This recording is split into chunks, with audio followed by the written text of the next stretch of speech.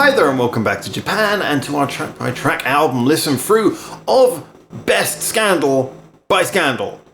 It's a good way to start your career. So anyway, yes, I've been listening to this because, in case you didn't know, this is part of a track-by-track listen through where I'm going to be listening to all the albums in chronological order, starting with this one. This is something we've done with a few artists, and now we're doing it with Scandal. I've been wanting to do this for a long time. Unfortunately, due to some legal issues connected to Scandal's music, I can't do this as a reaction series, but it will be just reviews, and I have just finished listening to, and by the way, if you're not already, there's a playlist in the description below. This is part of that playlist, so you can follow all of these.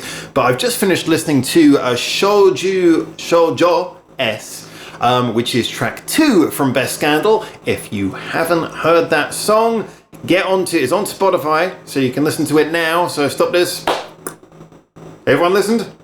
All right, here we go. So this song was such a massive step up in quite a surprising way from the very first song, which was Scandal Baby by Scandal on Best Scandal.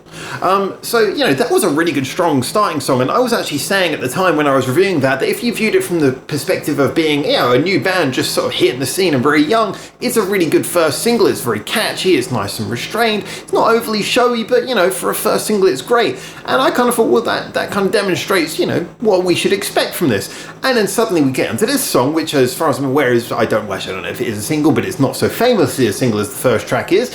And wow, things just suddenly step up a gear. So this is now something where the first song, yeah, you could release it now and it would still be a single and it would still be cool, but it's not quite on level with the stuff they're actually doing these days. This one was a really interesting one because suddenly everything came to life. Now, I don't know if the first track, sorry to talk about it so much, but it is a great comparison point so far with only those two tracks to actually talk about.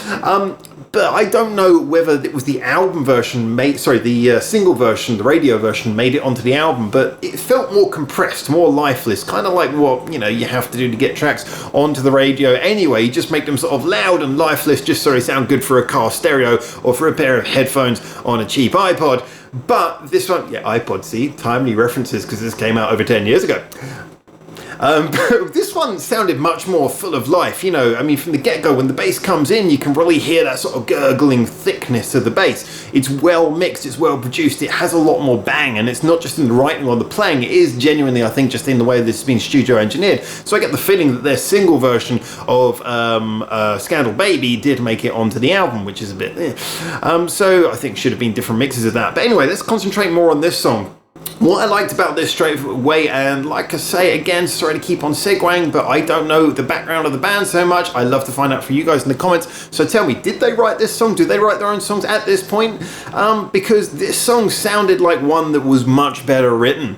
The first song was really catchy, but this one was more catchy. It was shorter and tighter, but it used its time well. It still thickened it out with lots of various things going on. I like the fact that you had the chorus was kind of in 2 stages. It wasn't even just a simple chorus. It kind of went through one stage when it developed. The melodies were developing throughout. You had your catchy, cool and answer bits with some good backing vocals in there as well to thicken things out even more. But then you also had your bits with sort of melodic up and downs, especially, and there was a really nice bridge, a very short bridge where just the chords sort of ramped up a little bit, and it just knew how to, rather than repeating the same thing, it knew how to just give you the right little progression at the right time, the right melodic and chord pattern, chord structure developments at the right time to make it itself, you know, go in different directions. It had a sort of cheeky tone. It was a little bit fun, and I mean, I couldn't pick up what the lyrics were on the fly. As you guys know, if you've been following this channel, I can work out Japanese if you put it on the lyric sheet in front of me and I've got time to read it, but translating it on the fly is not my strong point. I can only pick up little bits, so I wouldn't dare to know exactly what the song's about,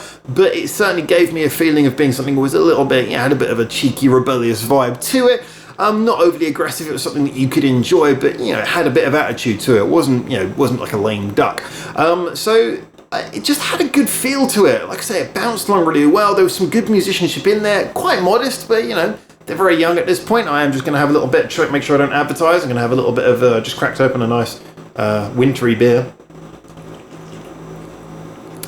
Sorry, my throat. I talk too much. As you can see, there's all these segues where I go off onto tangents, and my throat doesn't appreciate it, and I record these videos in about 4 ago, so at this point my throat's dying, which is why I had to have a little bit of beer there, because everyone knows, every doctor will tell you beer is really good for your throat. So anyway, yes, this was something where it just had like I say, a lot of life, and it had a sense of direction, it had a sense of purpose, and it was kind of like there was nothing wrong with that first track, but this is just suddenly like such an injection of extra, more urgency to it, more creativity, more different developments. Like I say, that 2-stage chorus, the really interesting little bridge that went through, a little bit of a simple bit and a sort of sudden development. The way that last chorus, even there, they put a key change in. I know key changes are a bit old hat, and we've heard them since the 60s, and if you ever listened to Eurovision during the sort of last 20-30 years, you would have heard them on pretty much every single song, but still a key change is a thing that doesn't appear in every song, and they thought to put that in there. They knew how to add and ramp up that extra sense of urgency in the dynamic of the song. It was just a very interesting piece to listen to.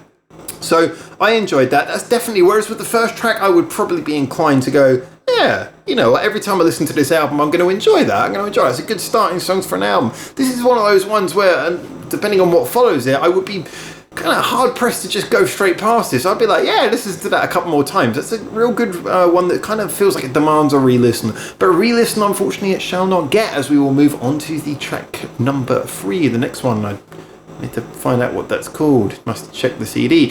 But yes, we'll be moving on to that next. So if you're not already following this as part of the playlist of a track by track listen through, then go and do that now.